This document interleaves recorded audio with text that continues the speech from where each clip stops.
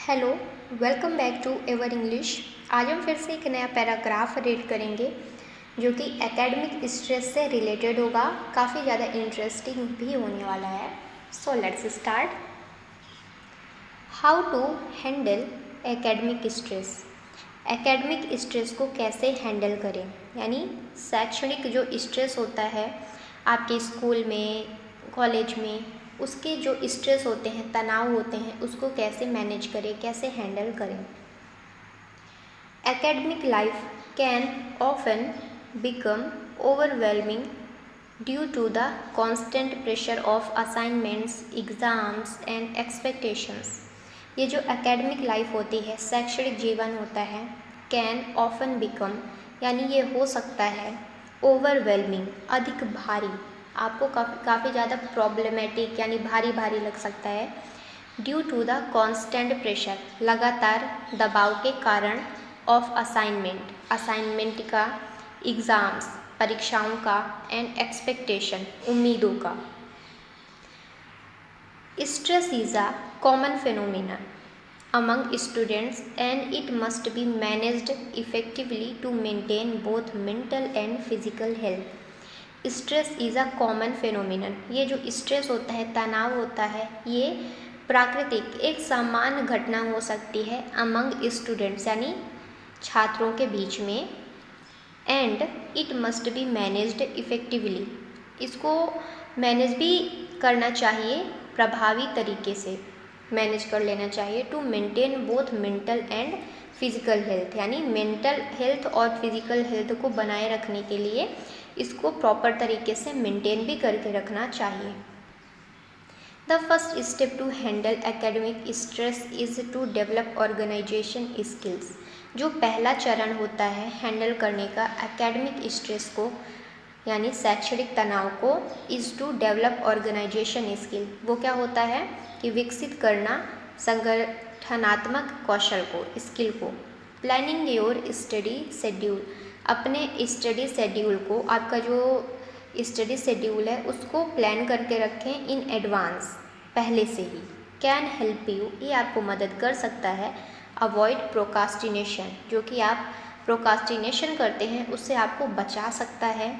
Which is a major cause of stress, जो कि सबसे ज़्यादा मुख्य मेजर कारण होता है, मेजर कॉज होता है स्ट्रेस का, तनाव का। By dividing your workload into manageable chunks, by dividing यानी बांटना योर वर्कलोड, आपके वर्कलोड को, जो आपका वर्कलोड होता है कार्य का, जो आपके ऊपर स्ट्रेस भारीपन होता है, इनटू मैनेजेबल चंक्स, उनको छोटे छोटे मैनेजेबल चंक्स में, टुकड़ों में बांट लेना। You can make the task seem less intimidating, आप उसको, अगर आप अपने जो भी वर्कलोड है उसको छोटे छोटे टुकड़ों में, चंक्स में डिवाइड कर लेंगे। यू कैन मेक, तो आप बना सकते हैं, द टास्क, जो भी टास्क है, सीम लेस इंटीमिडेटिंग, उसको कम डरावना, मतलब कम भारीपन सा उसको कर सकते हैं चंक्स में डिवाइड करके। Time management plays a crucial role in reducing stress, time management play a crucial role, ये एक महत्वपूर्ण भूमिका निभाता है इन रिड्यूसिंग स्ट्रेस, तनाव को कम करने में। Prioritising tasks and setting realistic goals allows students to focus better and feel more in control. Prioritising यानी प्रायोरिटाइज करना, पहले स्थान पर रखना। प्रायोरिटाइजिंग टास्क यानी ऐसे टास्कों को सबसे पहले रखना। एंड सेटिंग रियलिस्टिक गोल्स, और ऐसे गोल बनाना जो कि वास्तविक गोल्स हों। Allows students to focus better, वो स्टूडेंट्स को, छात्रों को अवसर देती है, मौका देती है अच्छा फोकस बनाने में। And feel more in control, और फील करने में कि चीज़ें आपके कंट्रोल में हैं ज़्यादा से ज़्यादा। Regular breaks during study sessions are essential for improving concentration and retention. Regular breaks यानी नियमित ब्रेक लेना, थोड़ा ब्रेक लेना ड्यूरिंग स्टडी सेशन, आपके पढ़ाई के दौरान। आर एसेंशियल, वो काफ़ी ज़्यादा अत्यावश्यक हैं। फॉर इम्प्रूविंग कॉन्सेंट्रेशन, एकाग्रता को सुधारने में। एंड रिटेंशन, और धारण शक्ति को बनाए रखने में। मोर ओवर, इसके अतिरिक्त maintaining a balanced life style, balanced संतुलित जीवन शैली को मेंटेन करके रखना, दैट इंक्लूड्स प्रॉपर स्लीप, जिसमें एक प्रॉपर स्लीप भी सम्मिलित है, न्यूट्रिशन पोषण भी सम्मिलित है, एंड एक्सरसाइजेस व्यायाम भी सम्मिलित है, इज़ इक्वली इम्पॉर्टेंट, ये उतना ही ज़्यादा महत्वपूर्ण है। फिजिकल एक्टिविटी यानी भौतिक कार्य जो होते हैं, हेल्प्स इन रिलीजिंग एंडोर्फिन्स, ये हेल्प करते हैं, मदद करते हैं रिलीज़ करने में इंडोर्फिन्स यानी हर्ष हार्मोन्स। इंडोर्फिन्स जब रिलीज़ होता है तो आपको काफ़ी ज़्यादा हैप्पीनेस फील होता है। Which are chemicals in the brain, जो कि आपके दिमाग में केमिकल्स होते हैं, दैट रिड्यूस स्ट्रेस, जो कि स्ट्रेस को कम कर सकता है, कम कर देता है, एंड एनहेंस मूड, और मूड को काफ़ी ज़्यादा अच्छा कर देता है। Talking to someone you trust, यानी आप जिन पर विश्वास करते हैं उनसे आप बात कर सकते हैं, बात करें, सच एज फ्रेंड, जैसे कि दोस्त, फैमिली मेम्बर, आपके घर के सदस्य, और काउंसलर, और आप काउंसलर से भी बात कर सकते हैं। Can also relieve academic stress, वो आपको एकेडमिक स्ट्रेस से भी, एकेडमिक शैक्षणिक तनाव से क्या कर सकता है, रिलीव कर सकता है, राहत दिला सकता है। शेयरिंग योर कंसर्न, अपनी जो आपकी जो चिंताएं हैं, कंसर्न्स हैं, उनको शेयर करें, साझा करें। कैन प्रोवाइड इमोशनल सपोर्ट, ये आपको भावनात्मक समर्थन भी प्रदान कर सकता है। एंड न्यू पर्सपेक्टिव, और आपको एक नया दृष्टिकोण भी दे सकता है। अगर आप अपने चिंताओं को किसी से व्यक्त कर देते हैं तो शायद सामने वाला आपके प्रॉब्लम को समझकर वो आपको थोड़े से कुछ मैसेजेस देना चाहे, कुछ आपको सजेस्ट करना चाहे, जिससे आपके प्रॉब्लम भी सॉल्व हो सकते हैं। तो अपने किसी नियर एंड डियर वन से आप अपने कंसर्न को शेयर कर सकते हैं, साझा कर सकते हैं। इन सम केसेस, कुछ मामलों में students might suffer from anxiety, कुछ मामलों में जो स्टूडेंट्स होते हैं, छात्र होते हैं, शायद वो सफ़र करते हैं एंजाइटी से, चिंताओं से, और डिप्रेशन, अवसाद से, ड्यू टू एकेडमिक प्रेशर, यानी शैक्षणिक दबाव के कारण। इट इज़ एसेंशियल, ये काफ़ी ज़्यादा अत्यावश्यक है, टू रिकॉग्नाइज, पहचानने में, दीज साइंस अर्ली, यानी पहले ही इन साइंस को, इन संकेतों को समझ लेना काफ़ी ज़्यादा अत्यावश्यक है। And seek professional help when necessary, और प्रोफेशनल हेल्प्स, यानी लोग जाके काउंसलर से मिल सकते हैं, प्रोफेशनल हेल्प्स ले सकते हैं, व्हेन नेसेसरी, जब आपको ज़रूरत पड़े। Another useful strategy is practising mindfulness and meditation, दूसरा महत्वपूर्ण सबसे ज़्यादा हेल्पफुल स्ट्रेटजी या रणनीति है, इज़ प्रैक्टिसिंग, यानी प्रैक्टिस करना, अभ्यास करना, माइंडफुलनेस का, एंड मेडिटेशन, ध्यान का। These techniques help in Kameng the mind, ये जो टेक्निक्स हैं ये हेल्प कर सकती हैं आपके माइंड को काम करने में, एंड इम्प्रूविंग फोकस, और फोकस को सुधारने में। Mindfulness involves paying attention to the present moment without judgement, यानी माइंडफुल में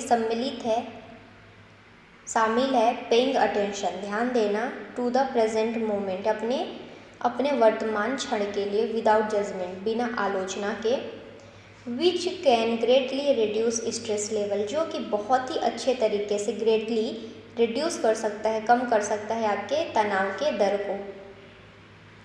deep breathing exercises and relaxation techniques are also beneficial in moments of intense pressure, deep breathing जो exercise होती हैं and relaxation techniques होती हैं, आपको आराम देने वाली जो कुछ टेक्निक्स होती हैं, आर ऑल्सो बेनिफिशियल, काफ़ी ज़्यादा लाभदायक होती हैं, इन मोमेंट्स ऑफ इंटेंस प्रेशर, यानी जब अत्यंत दबाव होता है उस क्षण में आपके लिए काफ़ी ज़्यादा लाभदायक भी होती हैं डीप ब्रीथिंग एक्सरसाइजेस और relaxation techniques. It is also important, ये काफ़ी ज़्यादा महत्वपूर्ण है, to develop a positive mindset, यानी सकारात्मक मानसिकता को बदलने के लिए, विकसित करने के लिए, इंस्टीड ऑफ फेयरिंग फेलियर, यानी असफलता के डर के बजाय। Students should see challenges as opportunities for growth। छात्रों को जो भी चैलेंजेस आते हैं, जो भी चुनौतियाँ आती हैं, उनको देखना चाहिए एज अपॉर्चुनिटी यानी अवसर के रूप में फॉर ग्रोथ, वृद्धि के लिए। लर्निंग फ्रॉम मिस्टेक्स, गलतियों से सीखना, एंड स्ट्राइविंग फॉर इम्प्रूवमेंट, और सुधारने का प्रयास करना, can lead to personal development and increase self confidence. ये आपके पर्सनल डेवलपमेंट को, व्यक्तिगत विकास को बढ़ावा दे सकता है, काफ़ी अच्छा कर सकता है, एंड इंक्रीज सेल्फ कॉन्फिडेंस, और आत्मविश्वास को बढ़ा सकता है, हेल्प करता है। बिल्डिंग सेल्फ बिलीव, आत्मविश्वास को बनाना, एंड रेजिलियंस, लचीलापन को मेंटेन करके रखना, हेल्प्स इन कोपिंग यानी सामना करना, फेस करना, helps in coping with difficult situation, ये हेल्प करता है डिफ़िकल्ट सिचुएशन से कोप करने में, सामना करने में। एंड बाउंसिंग बैक यानी उबरने में, फ्रॉम सेटबैक्स यानी असफलताओं से उबरने में काफ़ी ज़्यादा हेल्प करता है। इन कंक्लूजन, निष्कर्ष में हम बात करते हैं, while academic stress is part of student, जहाँ एकेडमिक स्ट्रेस, शैक्षणिक तनाव पार्ट होता है छात्रों के जीवन में, स्टूडेंट लाइफ में, it can be managed through self discipline, ये सेल्फ डिसिप्लिन के थ्रू, आत्म अनुशासन के थ्रू मैनेज किया जा सकता है। हेल्दी हैबिट्स के थ्रू मैनेज किया जा सकता है। इमोशनल सपोर्ट, भावनात्मक समर्थन के थ्रू मेंटेन किया जा सकता है। मेंटल वेलनेस, और मानसिक वेलनेस के साथ भी बनाया जा सकता है। मेंटल वेलनेस टेक्निक्स यानी ऐसे टेक्निक जो आपके मेंटल वेलनेस, मानसिक अच्छाई के लिए हेल्प करें, ऐसे टेक्निक्स काफ़ी ज़्यादा हेल्पफुल होती हैं, जो कि आपको, जैसे कि deep breathing exercises, relaxation techniques and exercise, yoga, walking, ये सब आपको आपके मेंटल वेलबींग्स के लिए भी काफ़ी ज़्यादा हेल्पफुल होती हैं। स्कूल्स एंड कॉलेजेस, जैसे कि स्कूल, विद्यालय और colleges should also promote stress management programme and provide guidance to student for handling academic challenges. Should also promote यानी इनको बढ़ावा देना चाहिए, प्रोत्साहित करना चाहिए स्ट्रेस मैनेजमेंट प्रोग्राम्स के लिए, यानी कि स्ट्रेस को मैनेजमेंट करने के लिए ऐसे कार्यक्रम को उनको बनाना चाहिए, प्रमोट करना चाहिए। एंड प्रोवाइड गाइडेंस, और गाइडेंस, मार्गदर्शन प्रदान करना चाहिए टू स्टूडेंट्स, छात्रों को, फॉर हैंडलिंग एकेडमिक चैलेंजेस, यानी जो भी एकेडमिक चैलेंजेस होते हैं, शैक्षणिक चुनौतियाँ होती हैं, उनसे सामना करने में विद द राइट स्ट्रेटजी, एक सही रणनीति के साथ, students can transform stress into motivation, छात्र ट्रांसफॉर्म कर सकते हैं, बदल सकते हैं स्ट्रेस को, चिंता को, तनाव को इनटू मोटिवेशन के रूप में। And achieve academic success without compromising their wellbeing, और अचीव कर सकते हैं, हासिल कर सकते हैं एकेडमिक सक्सेस यानी शैक्षणिक सफलता को विदाउट कॉम्प्रोमाइजिंग देयर वेलबींग, यानी अपने अच्छाइयों से, अपने हित की चीज़ों से बिना कॉम्प्रोमाइज़ किए वो एकेडमिक सक्सेस को हासिल कर सकते हैं।